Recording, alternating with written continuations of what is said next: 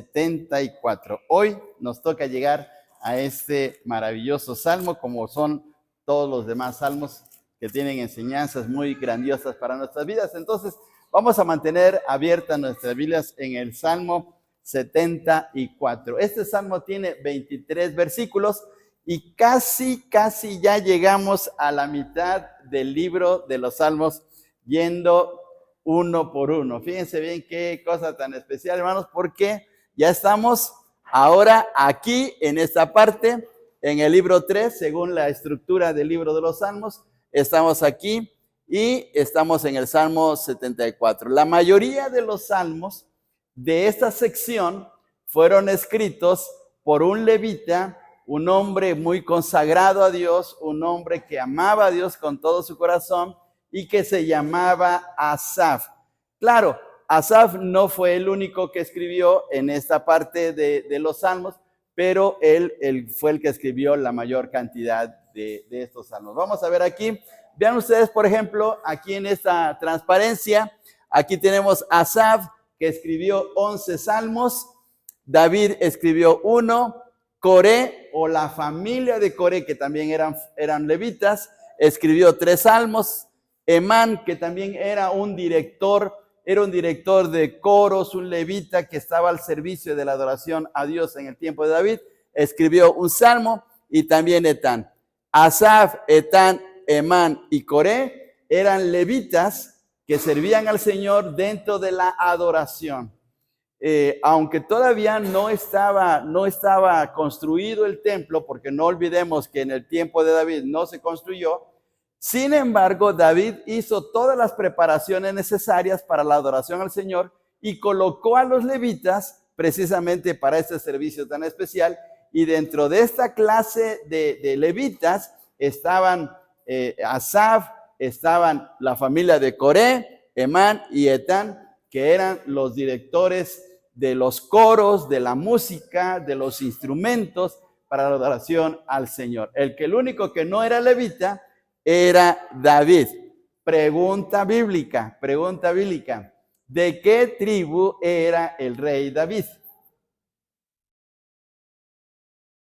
De la tribu de Judá, exactamente, de la tribu de Judá. Entonces, él no era levita. Sin embargo, él era un hombre inspirado por Dios, era un hombre consagrado al Señor, que también amaba y le daba la adoración al Señor, y también él escribió muchos salmos. Por eso es que se le llama a los salmos de David, porque la mayoría, ahora sí, en relación con todo el libro, fueron escritos por el rey David. No olvidemos que el rey David escribió 75 salmos, ¿sí?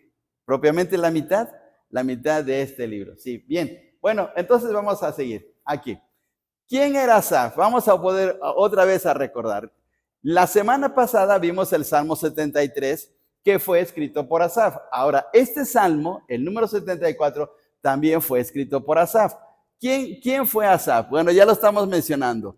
Fue un descendiente de Gersón, hijo de Leví, es decir, venía de la tribu de Leví. Este salmista, según Primera de Crónicas 6, 39, 43. Sus hermanos lo escogieron como el cantor cuando trajeron el arca a Jerusalén. Recordemos que David sacó el arca que estaba en la casa de otro levita que se llamaba Obed-Edom, y que el arca se había quedado ahí 20 años, y David siente el deseo en su corazón de transportar el arca de la casa de Obed-Edom hacia Jerusalén. Entonces ahí, cuando ya se realiza esta situación, entonces eligen a Asaf para cantarle al Señor mientras se lleva el arca, según 1 Crónicas 16, 4 al 5. Junto con Emán y Etán tocaban los címbalos de bronce, 1 Crónicas 15, 19, así lo dice, y sus hijos servían en la adoración. O sea que también la familia de Asaf estaba comprometida en esta parte importante de la alabanza, de la adoración al Señor. Bien, ahora vamos a ver aquí, el Salmo 74. El Salmo 74 se difiere mucho de los demás salmos, porque se trata de un salmo en relación con el pueblo de Dios, con la congregación. Es un salmo que se le nombra un salmo colectivo. Es decir, que no solamente Asaf, sino el pueblo de Dios estaba también, al igual que Asaf, clamando a Dios por una situación muy especial que ellos estaban viviendo. Entonces se trata de un salmo colectivo. Es un salmo en donde congregacionalmente se unen para pedirle a Dios la ayuda necesaria por la situación que estaban viviendo. Entonces, se llama auxilio para el pueblo de Dios, el Salmo 74. Ahora vamos a ver aquí algo relacionado con este salmo. Este salmo presenta un serio problema en su interpretación. ¿Por qué? Porque este salmo habla acerca de la destrucción del templo. Pero en el tiempo de Asaf no estaba construido el templo.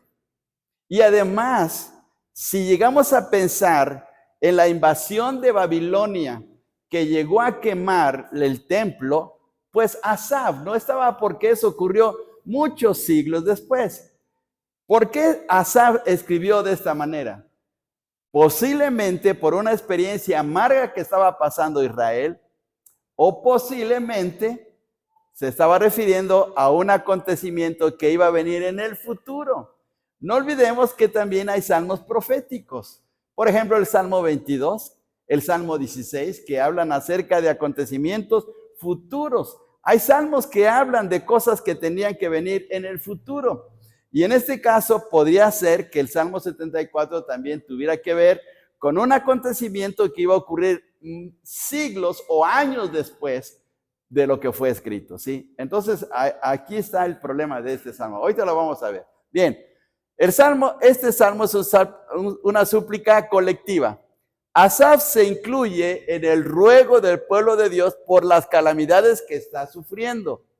Se atribuye el salmo al exilio, aquí me faltó la palabra, al exilio babilónico. O sea, los comentaristas piensan que este salmo está relacionado con el exilio, cuando Nabucodonosor mandó a su ejército a Jerusalén para poder destruir la ciudad de Jerusalén, llevarse cautivos a los de Judá hacia Babilonia. Bueno, esa es una interpretación, pero Asaf vivió mucho antes de ese acontecimiento. Posiblemente el salmo se refiera a una invasión extranjera que causó mucho daño a Israel. Se desconoce el contexto histórico. El Salmo 74 tiene un parecido con el Salmo 79 y las lamentaciones de Jeremías. Entonces tiene que ver con eso porque tiene que ver con el problema de la destrucción de la casa de Dios. Y ahora, por favor, vayamos al Salmo 74. Por favor, vayamos al Salmo 74 y versículo 3. Lo vamos a leer todos juntos. Versículo 3. Dirige tus pasos a los asolamientos eternos, a todo el mal que el enemigo ha hecho en el santuario, a todo el mal que el enemigo ha hecho en el santuario. Entonces podía ser que en base a este pasaje, y hay más palabras relacionadas con este asunto aquí en este salmo, podría ser que se estaba refiriendo a un acontecimiento futuro o a una situación que estaban viviendo en ese momento. O sea, no lo sabemos porque no lo dice el salmo. Ahora, arribita del versículo 1 están unas palabras que dicen masquil de Asaf. La palabra masquil es oración, pero aquí hay un problema otra vez de interpretación. Masquil de Asaf o masquil para Asaf. Es decir, oración de Asaf o puede ser oración para Asaf. Puede ser de esa manera, puede ser de alguna de esas dos maneras. Si era una oración de Asaf, posiblemente él estaba mirando hacia el futuro, o podía ser que se estaba orando a favor de Asaf para poder soportar la situación que se estaba viviendo en ese momento. Puede ser así la situación. Bien, vamos aquí. ¿Qué vamos a encontrar en este salmo? Volvemos a repetir. Tiene 23 versículos, si ustedes pueden ver ahí sus Biblias, 23 versículos, y vamos a encontrar 4 cosas aquí. Primero, un ruego por auxilio de Dios. El pueblo de Dios va a clamar, le va a clamar al Señor por lo que estaba sucediendo en ese momento. Número 2, lamento por las calamidades. Y ahorita vamos a ver qué clase de calamidades estaba viviendo el pueblo de Dios. Número 3, recordando hechos antiguos de Dios. El pueblo de Dios recuerda el pasado de las grandezas que Dios ha hecho y menciona de la manera como Dios en su soberanía había hecho cosas grandiosas. Y entonces recuerdan porque esa soberanía, esa enseñanza, esa manera de cómo Dios había actuado en el pasado, sirve para ellos en darles la esperanza y la confianza de que iban a salir del problema que estaban viviendo. Número 4, súplica por protección divina. Y termina este salmo pidiéndole la ayuda a Dios que les proteja de esos enemigos que estaban actuando de una manera tan grave, en una barbarie contra ellos y especialmente derribando las cosas sagradas de Dios. Aquí vamos a encontrar dos problemas muy especiales. Vamos a encontrar profanación y blasfemia contra Dios. Profanación de las cosas sagradas y blasfemia hacia Dios mismo. En este salmo se va a mencionar. Y esa es la manera como estaban actuando los enemigos de Israel. Un ejemplo de profanación, para que tengamos una idea acerca de este serio problema, lo encontramos en el capítulo 5 de Daniel. ¿Se acuerdan ustedes que el rey Belsasar, el rey babilónico, el rey Belsasar, tomó los utensilios del templo, es decir, los vasos, los objetos sagrados del templo, y se lo llevó a una fiesta pagana? Y fue cuando, estando en la mera fiesta, ocurrió que en la pared del palacio ocurrió una situación especial. ¿Qué fue lo que ocurrió? ¿Qué sucedió ahí? Apareció una mano escribiendo unas palabras, ¿sí? Unas palabras que el rey no pudo interpretar ni siquiera, o no pudo leer, ni siquiera sus magos, sus sabios, hasta que llegó Daniel para interpretar esa situación. ¿Pero por qué ocurrió esa situación? Pero porque el rey Belsasar había profanado, había pasado por alto las cosas sagradas del Señor. Esa fue la situación. Y es lo mismo que tiene que ver con este salmo. Tiene que ver con el problema de la profanación y tiene que ver con el problema de la blasfemia contra Dios. Bien, vamos a ver ahora aquí. Vamos al punto número 1. Vamos a entrar de lleno. Ruego por auxilio de Dios. Dice el versículo 1. Fíjense bien lo que dice el versículo 1. ¿Por qué, oh Dios, nos has desechado para siempre? ¿Por qué se ha encendido tu furor contra las ovejas de tu prado? El pueblo de Dios, es decir, en el tiempo de Asaf, la gente que estaba sufriendo de esa calamidad que ahorita vamos a ver, estaba pensando, ¿por qué Dios lo está permitiendo? ¿Por qué Dios está actuando tan duramente contra nosotros? ¿Por qué hasta ha llegado al punto de hacernos a un lado? O sea, ¿qué ha pasado? ¿Qué hay detrás de todo esto? ¿Qué estamos viviendo? ¿Sí? Y bueno, vamos a ver aquí. En relación con este versículo 1, la frase nos has desechado. Si usted tiene diferentes versiones de la Biblia, yo lo consulté en estas Biblias, en la Biblia del pueblo, dice abandonados. Entonces, dice el texto, ¿por qué, oh Dios, nos has abandonado para siempre? En la Biblia de América dice rechazados. Podría leerse, ¿por qué, oh Dios, nos has rechazado para siempre? ¿Por qué nos has rechazado, Dios? ¿Por qué estás actuando tan duramente contra nosotros? Y a veces sucede, hermanos, que en las situaciones que pasamos, en las adversidades, las crisis, las situaciones graves que vivimos, que puede ser de diferente situación, puede ser de una enfermedad, puede ser de un problema económico, puede ser de una situación tensa en la familia, puede ser algo que tenga que ver con el ministerio del Señor. Y a veces pensamos, ¿y por qué Dios está actuando así, tan duramente contra nosotros? Así se sentía no solamente Asaf, sino todo el pueblo de Dios. Y esta frase, para siempre, viene de esta palabra hebrea, que significa perpetuamente, eternamente o definitivamente. Se podría leer el texto, ¿por qué, oh Dios, nos has desechado definitivamente? Es decir, ya nos sacaste, ya no te importamos, ya no somos nada para ti. O sea, estaban tan desesperados, estaban en una situación tan crítica que pensaron, Dios ya nos abandonó, pero definitivamente. O sea, ya no contamos con Dios. Así se sentían. O sea, la opresión, el problema era tan grave que se sintieron de esa manera. Fíjense, vamos a ver todavía más. En el versículo 2, perdón, la siguiente parte del versículo 1, me estoy equivocando. La siguiente parte del versículo 1 dice, ¿por qué se ha encendido tu furor contra las ovejas de tu prado? Esta frase o esta parte, se ha encendido, significa, ¿por qué ardes de indignación? O ¿por qué humea tu cólera, según esta versión? O ¿por qué arde tu ira, Dios? ¿Por qué? ¿Por qué te estás desquitando contra nosotros? ¿Por qué estás siendo tan duro con nosotros? Es lo que están tratando de mencionar en este texto. Entonces, veamos cómo de una manera tan dramática comienza este salmo, porque lo que están viviendo no es cualquier cosa. Gracias a Dios, hermanos, aquí en el centro de nuestro país no tenemos problemas de persecución.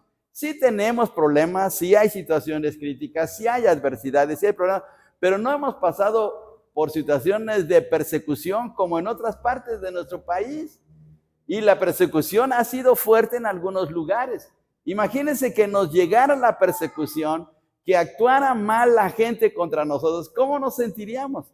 Podríamos pensar igual como estos israelitas diciendo, Señor, ¿por qué nos desechaste? Se sentían de esa manera. Bien, vamos ahora más adelante, todavía, el versículo 2.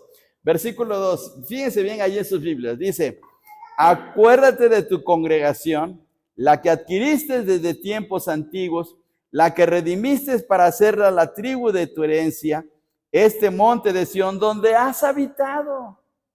Le están recordando a Dios que Jerusalén y donde está el templo es una parte importantísima para Dios.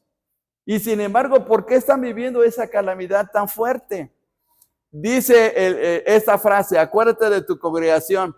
En esta Biblia dice, acuérdate de tu pueblo. En esta versión, acuérdate de tu grey. Y aquí, a mí me gustó mucho esta versión, la Biblia de la latinoamericana, que dice, acuérdate de tu familia. El pueblo de Dios era la familia de Dios, como lo somos también nosotros. ¿O no somos familia de Dios, hermanos? ¿Sí? ¿Sí? ¿Bíblicamente somos familia de Dios? ¿O solamente lo estamos diciendo porque sí? No, vamos a Efesios, por favor. Efesios capítulo 2. Para que veamos que somos familia de Dios. Dice el versículo 19. Efesios 2:19, por favor. Efesios 2:19. A ver, todos juntos. Todos juntos. Efesios 2:19. Dice así. Así que ya no sois extranjeros ni advenedizos, sino conciudadanos de los santos y miembros de la familia de Dios. Entonces, miren, hermanos, qué bendición tan grande, porque somos ahora parte de la familia de Dios, ¿sí? Entonces, esto es algo sumamente maravilloso para nosotros. Entonces, la traducción de esta Biblia puede ser muy acorde, porque dice, acuérdate de tu familia. Acuérdate de tu familia, Señor. La que tú adquiriste desde tiempos antiguos. Es decir, desde que la sacaste de Egipto, nos diste esa libertad, nos diste la redención, nos diste una tierra maravillosa. Entonces, desde ahí ya estaban ellos considerando que eran parte de la familia de Dios. Miren qué bendición tan grande. Bien, entonces, ahora veamos. Esta es la situación de que estaban orando con desesperación. Estaban pidiéndole auxilio a Dios. Le estaban clamando a Dios. Señor, si somos tu pueblo, si somos tu familia, ¿por qué permites esta calamidad tan grave? ¿Sí? Nos sentimos desechados por ti. Ayúdanos, Dios. Danos de tu auxilio, de tu socorro. Y entonces ahora viene esta sección, los versículos del 3 al 11, que viene el lamento por las calamidades. Viene una situación crítica. Vamos a leer, por favor, los versículos del 3 al 11 ahí en nuestras Biblias. Vamos a leerlo todos juntos. Del 3 al 11, dice así: dirige tus pasos a los asolamientos eternos, a todo el mal que el enemigo ha hecho en el santuario. Tus enemigos vociferan en medio de tus asambleas, han puesto sus divisas por señales. Se parecen a los que levantan el hacha en medio de tupido bosque, y ahora con hachas y martillos han quebrado todas sus entalladuras. Han puesto a fuego tu santuario, han profanado el tabernáculo de tu nombre, echándolo a tierra. Dijeron en su corazón: destruyámoslos de una vez.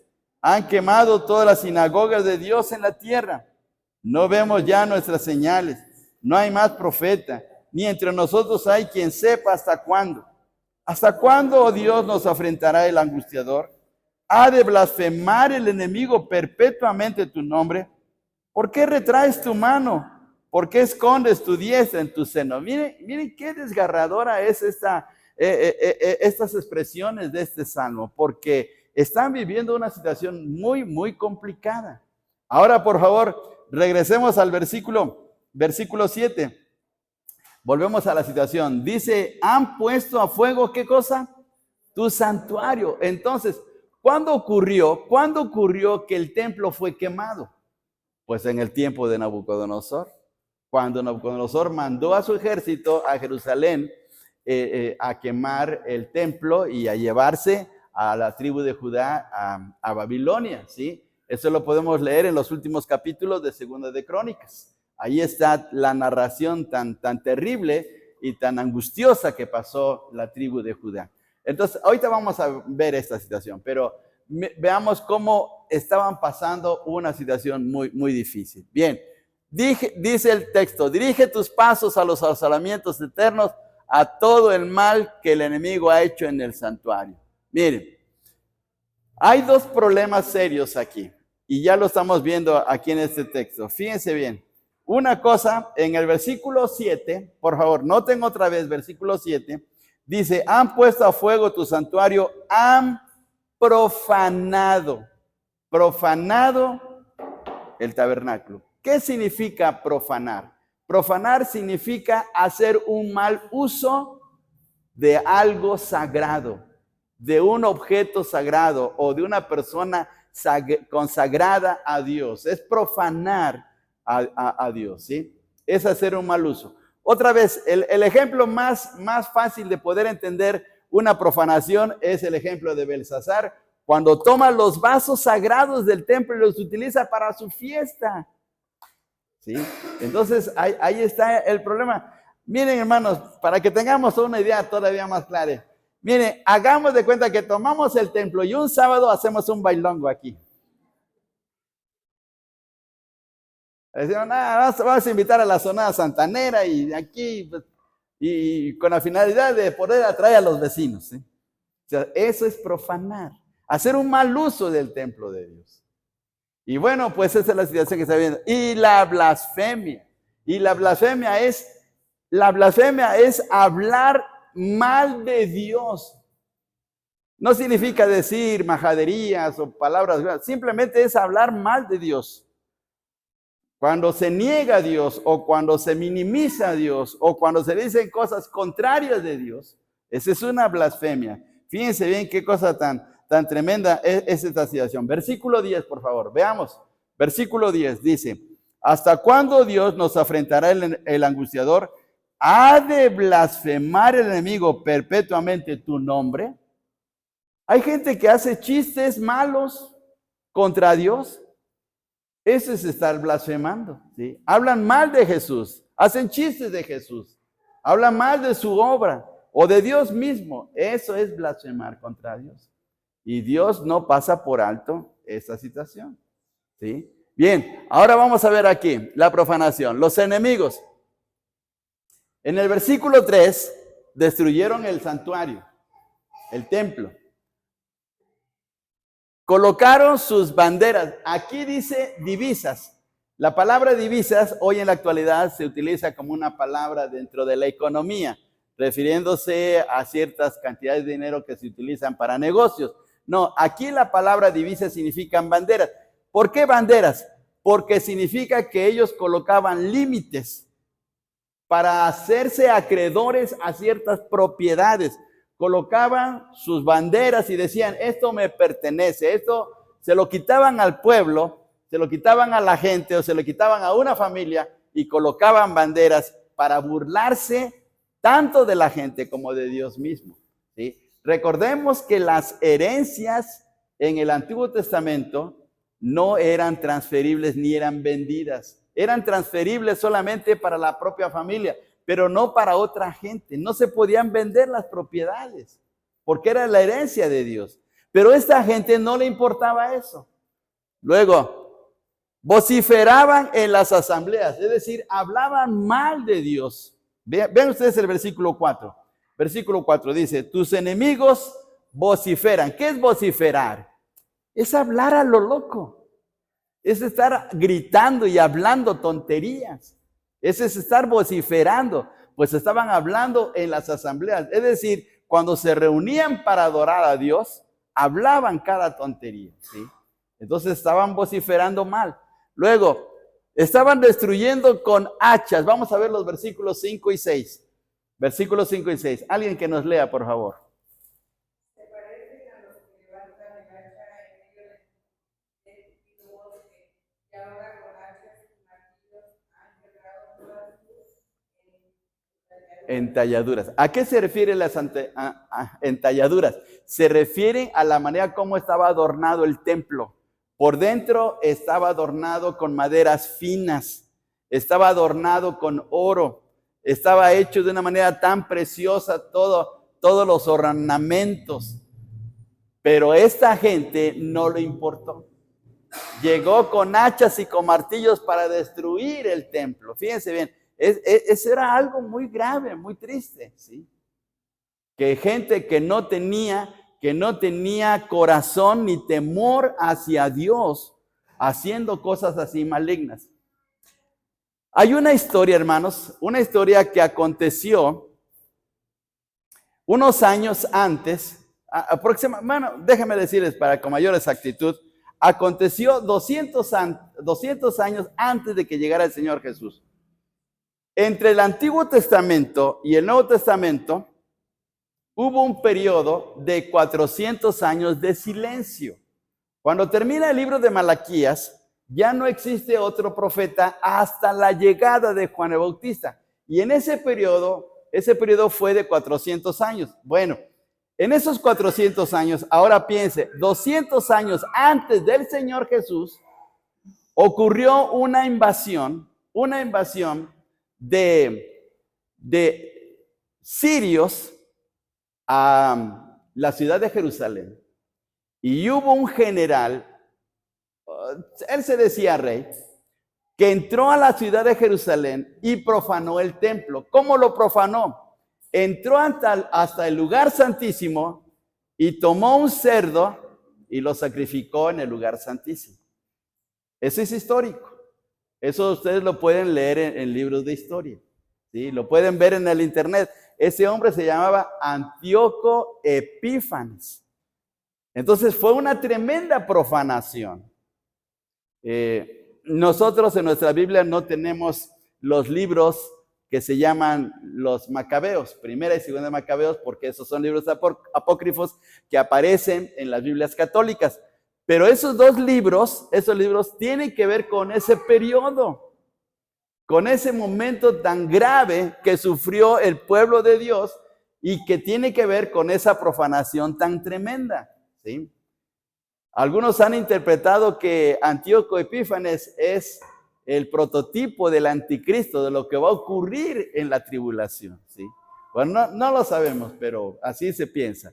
La cosa es que el profanar las cosas de Dios, ha habido situaciones muy, muy graves, como el ejemplo que acabo de mencionarles.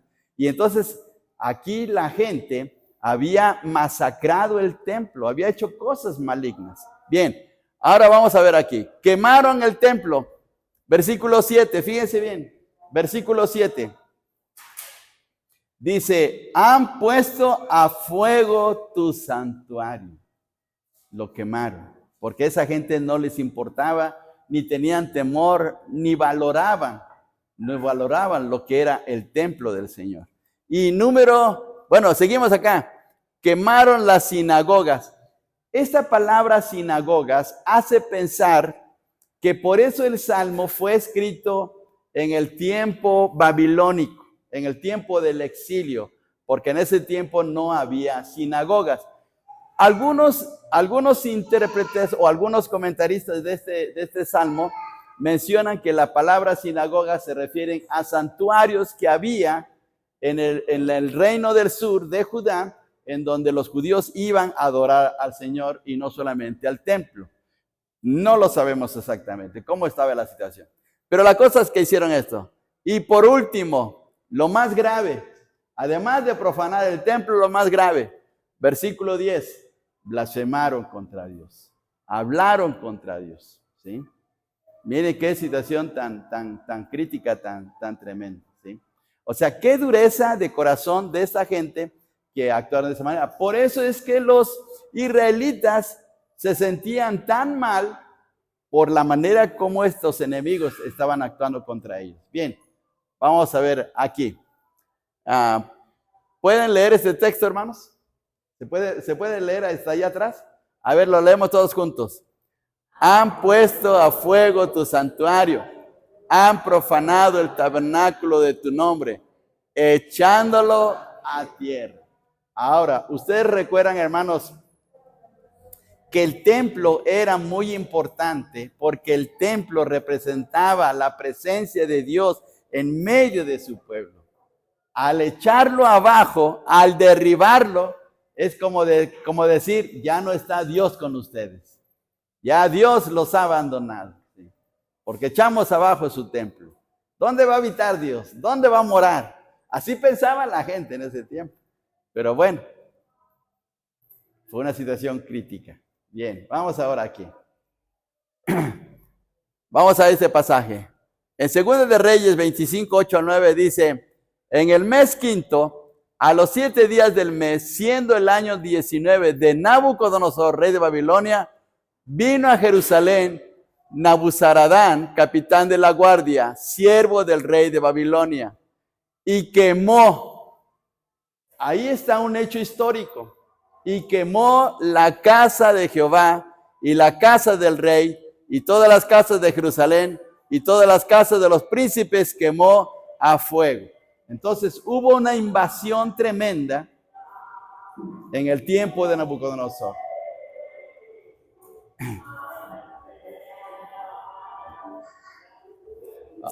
Ahora veamos esta situación. Según Segunda de Reyes, tomando ese contexto histórico, tomando en cuenta lo que había ocurrido en el tiempo de Nabucodonosor, Segunda de Reyes 25, del 8 al 11, la casa de Dios fue quemada, más gente fue llevada al cautiverio, los pobres fueron dejados para cultivar la tierra, más objetos sagrados fueron llevados a Babilonia y muerte a más gente de Judá, según los versículos del 18 al 21. O sea, fue una situación sumamente terrible la que vivió el pueblo de Dios en esa invasión tremenda. Ahora, en el sentido como lo ve Segunda de Reyes y Segunda de Crónicas, fue a causa del mismo pecado de los israelitas. Ellos le habían fallado a Dios. Ellos habían cometido graves situaciones contra Dios, habían pisoteado la ley de Dios. Los reyes que habían gobernado, los últimos reyes que habían gobernado la tribu de Judá, fueron malos en extremo. Por eso es que Dios actuó también con dureza. Sin embargo, el Salmo 74 no habla del pecado. No habla del pecado que cometieron los israelitas. Más bien está hablando de que están sufriendo una calamidad. Y por eso es que no se sabe qué pasó en esa situación con los israelitas. Bien, ahora vamos más adelante. Ahora vamos aquí. Vamos aquí. Los objetivos de David a construir la casa de Dios. David tuvo razones muy tremendas para construir la casa de Dios. Por ejemplo, dice acá, y dijo David, Salomón, mi hijo es muchacho y de tierna edad, y la casa que se ha de edificar a Jehová ha de ser magnífica por excelencia, para renombre y honra en todas las tierras. ¿Sí? Por eso fue una construcción grandiosa, que la gente estaba admirada, pero ahora quemada, destruida, despedazada, golpeada con hachas y con martillos. Era una situación muy grave. Miren, qué situación tan dramática estaban viviendo por causa, ya sea por su pecado o por algo que estaba pasando en la casa de Dios. Bien, ahora vamos a ver aquí. Dice en los versículos 10 y 11, ¿hasta cuándo, oh Dios, nos afrentará el angustiador? ¿Ha de blasfemar el enemigo perpetuamente tu nombre? ¿Por qué retraes tu mano? ¿Por qué escondes tu diestra en tu seno? Los israelitas se preguntaban, ¿por qué, Dios? ¿Por qué hemos llegado a esta situación tan desesperante? ¿Qué ha sucedido? Ellos se sentían mal y descorazonados porque no entendían la situación que estaban viviendo. Se supone que deberían estar siendo bendecidos y en paz, alabando a Dios, pero no, estaba la situación crítica. Muy bien, pero ahora vamos a ver acá. Seguimos. Punto número 3. Recordando hechos antiguos de Dios. ¿Qué tuvieron que hacer los israelitas en ese momento cuando estaban viviendo en toda esa situación tan candente de sus vidas? Tuvieron que mirar hacia atrás. ¿Y qué miraron hacia atrás? Miraron la manera como Dios había actuado en el pasado. Pero Dios es mi rey desde tiempo antiguo, el que obra salvación en medio de la tierra. ¿Qué debemos de hacer cuando estamos en una situación desesperante? Cuando no entendemos las cosas que nos están pasando, cuando estamos sufriendo injustamente, ¿qué debemos de hacer? Mirar hacia Dios. Mirar hacia Dios y de la manera como Dios ha obrado en nuestras vidas. Cómo Dios ha hecho cosas grandes a nuestro favor. Cómo se ha manifestado de una manera maravillosa, aún en nuestra propia vida. No solamente en lo que Dios ha hecho en el pasado en su pueblo y a través de las páginas de la Biblia, sino en nuestra propia vida. Debemos de recordar porque Dios no nos ha sanado, no nos ha sacado de problemas serios, no nos ha ayudado a poder vencer dificultades y tentaciones. Sí, entonces debemos de recordar eso. Y es lo que hace el pueblo de Dios. Fíjense bien, las obras de Dios. Recordaron que el Señor dividió el mar. Vamos al versículo 13. Versículo 13. ¿Qué dice todos juntos?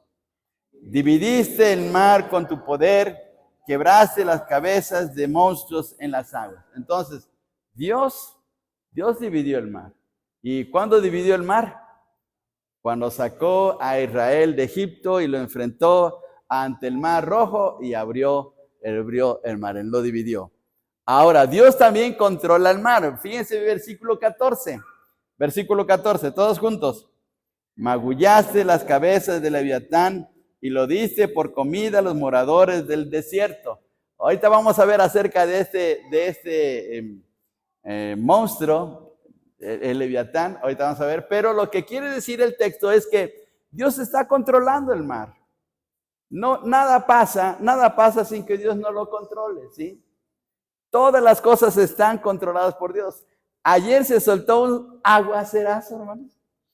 Ayer llovió tan fuerte, tan tremendo que yo veía desde la cocina, desde allá arriba, veía todo blanco. Casi ni veía las casas de mis vecinos por el agua tan tremenda, ¿sí? Pero ¿quién controla esa lluvia? Es Dios. Dios está controlando todo eso. Y si Dios hubiera querido, hubiera seguido lloviendo hasta este día, pero no, Dios lo quitó, porque Dios tiene el control de todas las cosas. Tiene el control de la naturaleza. Secó ríos, versículo 15, dice el texto. Abriste, todos juntos, abriste la fuente y el río. Secaste ríos impetuosos. ¿Se acuerdan ustedes cuando secó el río Jordán? y pasó todo Israel para ir a la tierra prometida. Entonces ahí está un ejemplo de su gran poder. Todavía más, controla la naturaleza, versículos 16 y 17, todos juntos. 16 y 17. Tuyo es el día, tuya también es la noche. Tú estableciste la luna y el sol. Tú fijaste todos los términos de la tierra, el verano y el invierno. Tú los formaste. Todo controla el Señor. ¿Sí? Que sentimos frío, lo controla el Señor. Que sentimos calor, lo controla el Señor. Que viene un aguacerazo, lo controla el Señor. Que no hay lluvia, lo controla el Señor. Todo está bajo su dirección, bajo su soberanía. Entonces los israelitas, eso fue lo que recordaron. Si Dios tiene el control de todas las cosas, entonces Él sabe por qué está pasando esta calamidad. ¿Por qué nos han quemado nuestro templo? ¿Por qué han hecho cosas malas? ¿Por qué han profanado las cosas de Dios? ¿Por qué han blasfemado con Dios? Bueno, Dios sabe. Y Dios va a traer todo temprano la respuesta. Dice Romanos 8:28 que todas las cosas ayudan a bien. ¿A quiénes? A los que conforme a su propósito son llamados. Claro que a veces no lo entendemos, pero Dios sabe por qué. Tarde o temprano recibiremos la respuesta. Bien, ahora vamos a ver aquí. ¿Sí? ¿Qué es el Leviatán? Aquí aparece este animal, el Leviatán. ¿Qué es el Leviatán? Hay 4 pasajes en la Biblia, 4 pasajes en la Biblia que se habla de este monstruo, del Leviatán. Un pasaje es Isaías 27:1, que aquí está. El otro pasaje, que es el que tenemos aquí en el Salmo 74, del 13 al 14. En el Salmo 104, versículo 26, también se habla del Leviatán. Y también en el libro de Job, capítulo 41. Son los 4 pasajes bíblicos que hablan de este Leviatán. ¿Fue verdadero o es un animal ficticio, mítico? ¿Fue verdad o no? Bueno, si la Escritura lo está diciendo y están 4 pasajes en la Biblia que hablan de él, eso quiere decir que es real. Por ejemplo, Isaías 27:1 dice: en aquel día Jehová castigará con su espada dura, grande y fuerte al Leviatán, serpiente veloz, y al Leviatán, serpiente tortuosa, y matará al dragón que está en el mar. Entonces, son animales del mar. Tiene que ver con el mar. El Leviatán es del mar. Luego 2, aquí en el Salmo 74, 13, 14 que acabamos de leer. Dividiste el mar con tu poder, quebrantaste cabezas de monstruos en las aguas, magullaste las cabezas del Leviatán y lo diste por comida a los moradores del desierto. Luego vemos en el Salmo 104, 26, allí andan las naves, allí este Leviatán que hiciste para que jugase en él. ¿Dónde juega el Leviatán? En el mar. Entonces es un animal marino. Bien, ahora vamos a ver aquí. Descripción del Leviatán. Según estos textos, entonces, es creación de Dios. Porque en Génesis 1:21 dice que el Señor creó a los grandes monstruos marinos. Vamos a Génesis 1:21, por favor. Génesis 1:21. Y si alguien nos lee, por favor.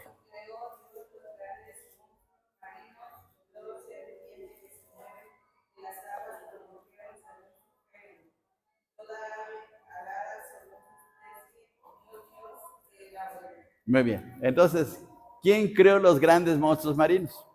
Pues Dios. Entonces, ¿quién creó el Leviatán? Pues Dios. Entonces, ahí aparece.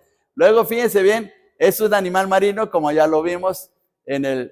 Job 41 menciona que es un animal marino que es casi imposible de controlar. Es un animal tremendo, ¿sí? Luego, es un animal sumamente poderoso, dice en los versículos 8 al 10. Su piel es de gran dureza, versículos 15 al 17. Expulsa fuego, según aquí el texto de Job 18 al 21. No hay arma que lo hiera, porque tiene una piel tan dura, tan fuerte, tan poderosa, que nada le puede herir. Es un animal exento de temor. Él no tenía temor. Y se le considera como el rey de los soberbios por su poder tan asombroso. Sin embargo, volviendo al Salmo 74, fíjense bien en el versículo 14. Dice, magullaste las cabezas del Leviatán. ¿Cuántas cabezas tenía Leviatán? Pues no dice, pero acá está en plural, hermanos. Quiere decir que tenía varias cabezas, ¿sí? Entonces, ¿cómo era el Leviatán? ¿Así? Pues posiblemente. No sabemos. Y se extinguió, desapareció. Pues, hermanos, últimamente están surgiendo muchos animales que el hombre no conocía y están apareciendo y la gente los científicos se están quedando asombrados porque de las profundidades del mar están surgiendo animales que no se habían conocido. ¿Surgirá el Leviatán? ¿Quién sabe? Pero la cosa es que es parte de la creación de Dios. Entonces, pero Dios tiene el control de eso. Ahora, ¿por qué aparece este animal aquí? Porque la idea de los israelitas es que a pesar de que era un monstruo y era tan feroz, Dios lo controlaba. Dios lo controlaba. Y si Dios podía controlar a Leviatán, ¿no podía controlar también a sus enemigos? Claro que sí, podía hacer eso. Esa es la lección. Fíjense bien. Entonces, ahora viene la súplica. Súplica por protección divina, de los versículos 18 a 23. Dice el versículo 19, no entregues a las fieras el alma de tu. Y aquí aparece otro animalito, es un ave, tórtola. Aquí está, estas son las tórtolas. ¿Sí? No olvides para siempre la congregación de tus afligidos. ¿Por qué dice Asaf? No entregues a las fieras el alma de tu tórtola. La tórtola era un ave dentro de los animales sagrados para los sacrificios. Así como se sacrificaba un becerro, se sacrificaba una oveja, un carnero, una cabra, una paloma, también la tórtola. Eran los animales sagrados, limpios, que Dios utilizaba para los sacrificios. Vamos a ver aquí esa situación. En base a esta situación, están clamando por la ayuda de Dios y hay tres veces que en el Salmo, en el versículo 18, en el 2, 18 y en el 22, se utiliza la palabra acuérdate, el verbo acuérdate, ¿sí? Le están diciendo, Israel le está diciendo a Dios, Dios, acuérdate de nosotros, no nos dejes. Y el verbo acuérdate está en imperativo, es decir, en una exclamación desgarradora diciendo, Dios, acuérdate de nosotros, no nos dejes ir más allá de lo que nuestros enemigos pueden hacer con nosotros. Y le están clamando a Dios que les ayude. Y dice en este versículo, acuérdate de esto, que el enemigo ha afrentado a Jehová, el pueblo insensato ha blasfemado tu nombre. Hay una versión que leí, hermanos, que dice esta frase, y pueblo loco ha blasfemado tu nombre. Pueblo loco. Porque de verdad, blasfemar contra Dios es una locura. Es una locura. Y hay de aquel que haga o que diga una blasfemia contra Dios, porque no sabe en dónde se mete. Hebreos 10:31 dice que horrenda cosa es caer en manos del Dios vivo. O sea, el hombre a veces no se da cuenta de la gravedad que es blasfemar contra Dios. Y por eso esta versión que leí dice así, pueblo loco ha blasfemado tu nombre. Bien, ahora vamos a ver aquí. Las peticiones. Hay 6 peticiones que en este salmo se menciona. Primero, no entregues a las fieras tu tórtola, como ya lo vimos. No olvides a tu pueblo, versículo 19.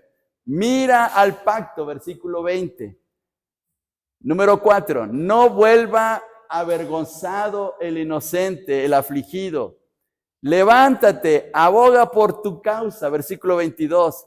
No olvides las voces de tus enemigos que están hablando contra Dios. Entonces, fíjense bien, volviendo otra vez acá. Hay 6 peticiones donde Asaf y todo el pueblo de Dios están clamando a Dios, le están pidiendo la ayuda a Dios. 6 peticiones.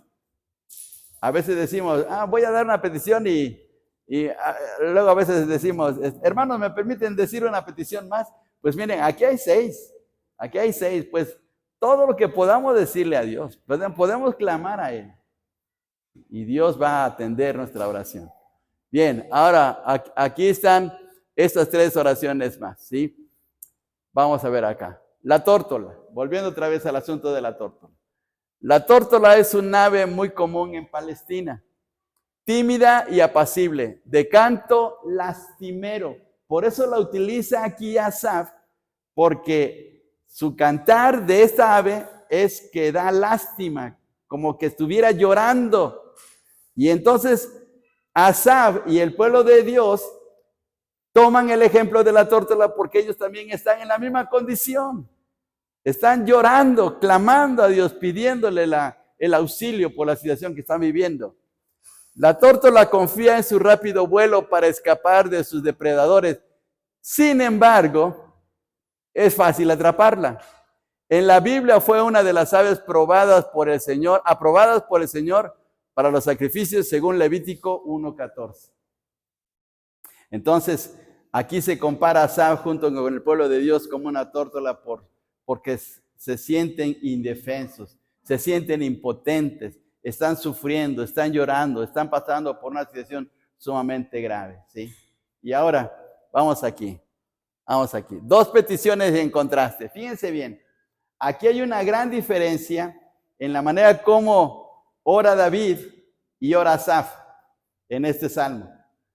David en el Salmo 7:6 dice, levántate, oh Jehová, en tu ira, álzate en contra de la furia de mis angustiadores y despierta en favor mío el juicio que mandaste. David estaba pensando más en él, en sus enemigos, en sus problemas que él tenía.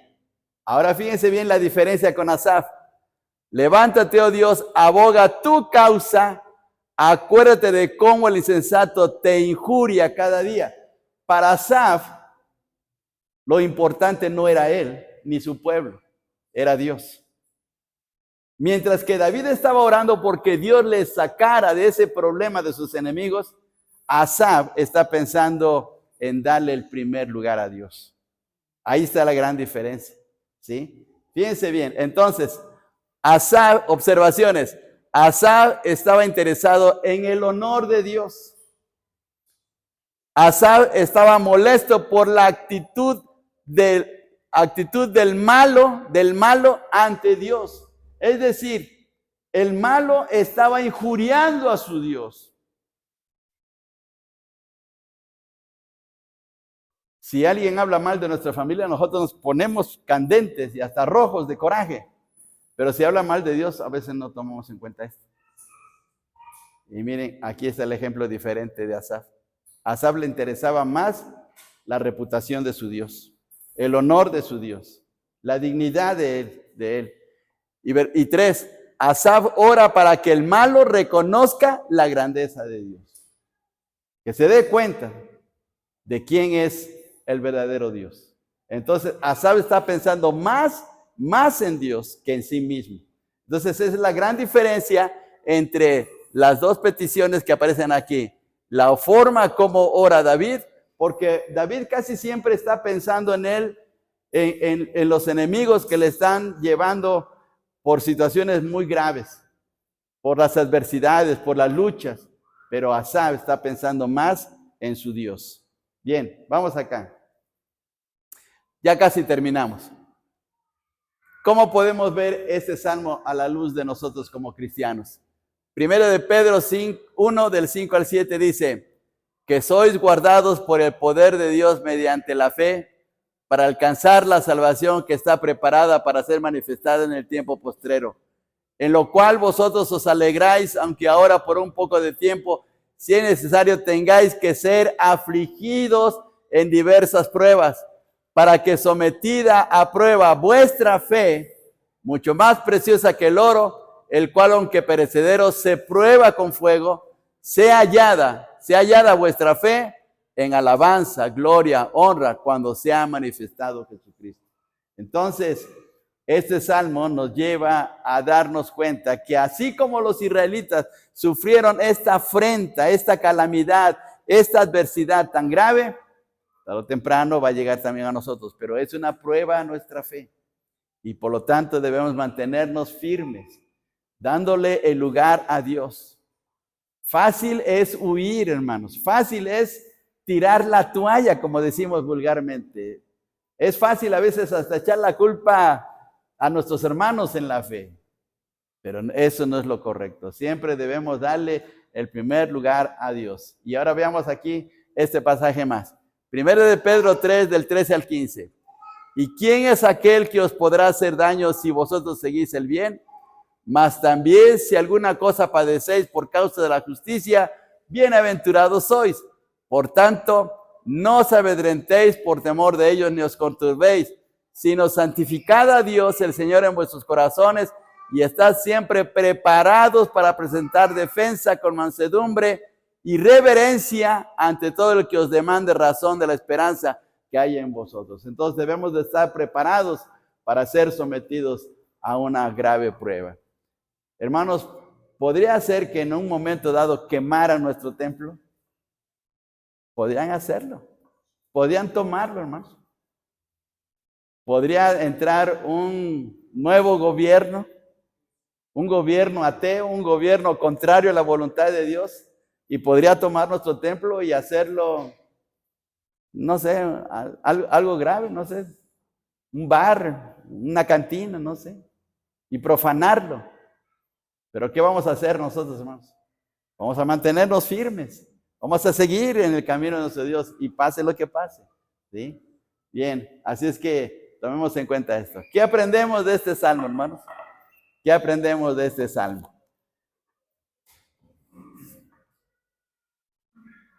¿Alguna enseñanza especial?